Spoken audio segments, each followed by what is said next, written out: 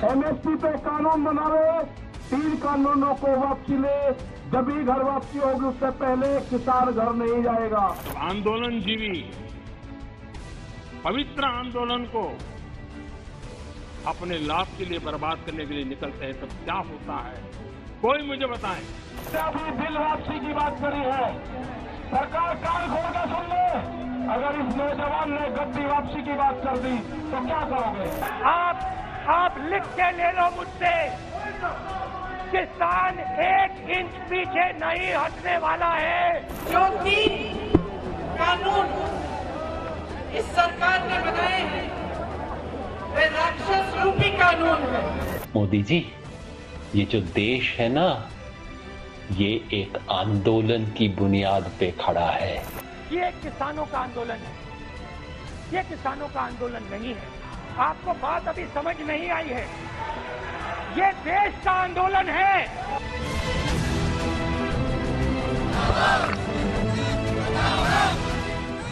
छब्बीस नवंबर 2020 से दिल्ली बॉर्डर पर बैठे किसानों का कारवां हर दिन के साथ बढ़ता गया, नए नए किरदार भी जुड़ते गए। सड़क से संसद तक प्रधानमंत्री ने घंटों किसानों के नाम संदेश दिया, विपक्ष पर भ्रम फैलाकर किसानों को भ्रमित करने का आरोप लगाया, कांग्रेस पर सीधा हमला बोला, लेकिन नतीजा शिफर रहा। न किसानों का आंदोलन खत्म हुआ, न ही आक्रोश ठंडा हुआ।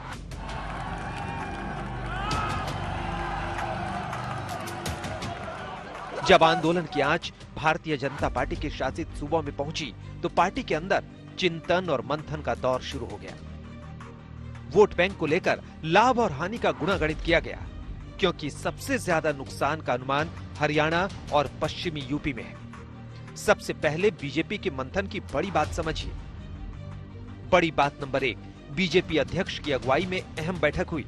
बड़ी बात नंबर 2, गृह मंत्री अमित शाह और कृषि मंत्री तोमर मौजूद रहे। बड़ी बात नंबर 3, 10 एमपी और 26 एमएलए को फॉर्मूला समझाया गया। बड़ी बात नंबर 4, किसानों के घर घर जाकर भ्रम दूर करेगी बीजेपी। बड़ी बात नंबर 5, यूपी में पार्टी के जाट नेताओं को होमवर्क दिया गया। पार्टी अपने किसान नेताओं के माध्यम से किसानों को तीनों कृषि बिलों के फायदे बताने की कोशिश करेगी ताकि उनका भ्रम दूर किया जा सके। हालांकि प्रधानमंत्री सहित मंत्री और नेता समय समय पर कृषि बिलों के बारे में बताते रहे हैं, लेकिन पार्टी की कोशिश यही है कि किसान आंदोलन से अगर कोई डैमेज हुआ हो तो समय रहते इन नेताओं के माध्यम से उसकी भरपाई कर ली जाए। आपको ये समझना होगा कि बीजेपी को काउंटर रणनीति क्यों बनानी पड़ी, इसका मतलब क्या है। उससे पहले प्रधानमंत्री मोदी का संसद में दिया गया वो बयान सुनिए। तथ्यों के आधार पर बात टिकती नहीं है तो ऐसा होता है जो अभी देखा। आशंकाओं को हवा दी जाती, ये हो जाएगा, वो हो जाएगा, और माहौल ये आंदोलन जीवी पैदा करते हैं। जब आंदोलन जीवी पवित्र आंदोलन को अपने लाभ के लिए बर्बाद करने के लिए निकलते हैं तब क्या होता है, कोई मुझे बताएं।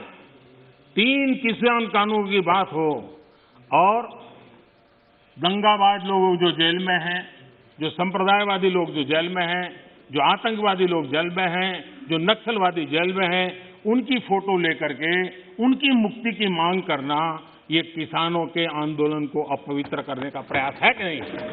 इस देश में टोल प्लाजा सभी सरकारों ने स्वीकार की हुई व्यवस्था है।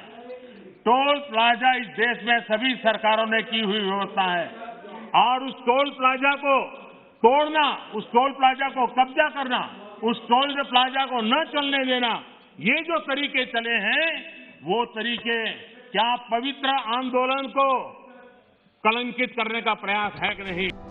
प्रधानमंत्री नरेंद्र मोदी ने आंदोलन के पीछे काम कर रही सियासी शक्तियों पर हमला किया, लेकिन किसान आंदोलन का बड़ा चेहरा बनकर उभरे राकेश टिकैत को अब तक मोदी के फोन का इंतजार है।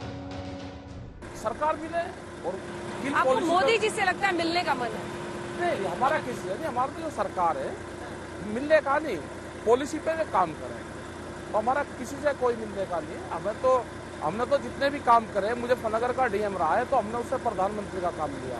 पीएम से मिलने का शौक नहीं आप कह रहे हैं, फिर भी फोन नंबर आप पीएम का बार बार मांगते हैं। नहीं, हम नहीं मांग रहे। कमेटी जो कहते हैं ना कि एक फोन दूर है, वो तो कमेटी बात कर रही है और सरकार के मंत्री बात कर रहे हैं, तो जो उनकी लाइन पहले थी उसी से बात करके बुला ले अपने लोगों को। पूरी कमेटी है बात करने के लिए। अब तक बात नहीं बनी तो क्या राकेश टिकैत को काउंटर करने के लिए बीजेपी ने अपने जाट नेताओं को मोर्चा संभालने के लिए मैदान में उतार दिया है? किसान आंदोलन में जाट टक्कर आने के बाद अब बीजेपी कदम रख रही है। यही वजह है कि उसने पश्चिमी उत्तर प्रदेश के 2 बड़े जाट नेताओं को मोर्चे पर भेज दिया। पहला नाम केंद्रीय मंत्री संजीव बालियान और दूसरा नाम बीजेपी के सांसद सत्यपाल सिंह। आज केंद्रीय मंत्री संजीव बालियान ने पश्चिमी उत्तर प्रदेश के नेताओं के साथ बैठक की। बैठक में संजीव बालियान ने आगे ग्राउंड पर जाकर काम करने की रणनीति बनाई। कृषि कानून को लेकर पश्चिमी उत्तर प्रदेश के नाराज जाट समुदाय को मनाने की कोशिश। किसानों के बीच जाकर कृषि कानून के फायदे गिनाएंगे बीजेपी नेता। 2022 में उत्तर प्रदेश में चुनाव है और हरियाणा में गठबंधन की सरकार है।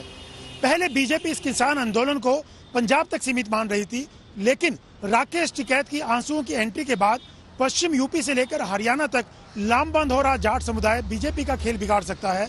इसलिए पार्टी ने रणनीति बनाई है और अपने किसान नेताओं के सहारे काउंटर प्लान तैयार किया है। ऐसा क्यों है, आप किसान आंदोलन के जाट फैक्टर से समझ सकते हैं। बीजेपी की नजर खास तौर पर 3 राज्यों पर है। 3 राज्य हैं पश्चिमी उत्तर प्रदेश, हरियाणा और राजस्थान। इन तीनों राज्यों में राजनीति की धुरी में जाट समुदाय का अच्छा खासा असर है। पश्चिमी यूपी में जाट जिसके साथ जाते हैं उसकी ठाठ पक्की है। ठीक उसी तरह हरियाणा में जाट समुदाय के हाथों में सत्ता की चाबी है। वहीं राजस्थान में भी ज्यादातर किसान जाट समुदाय से आते हैं। कृषि कानून के विरोध में एनडीए छोड़ने वाले हनुमान बेनीवाल भी जाट समुदाय से आते हैं। बीजेपी को समझ में आ गया है कि अगर जाट नहीं माने तो नुकसान ही नुकसान है।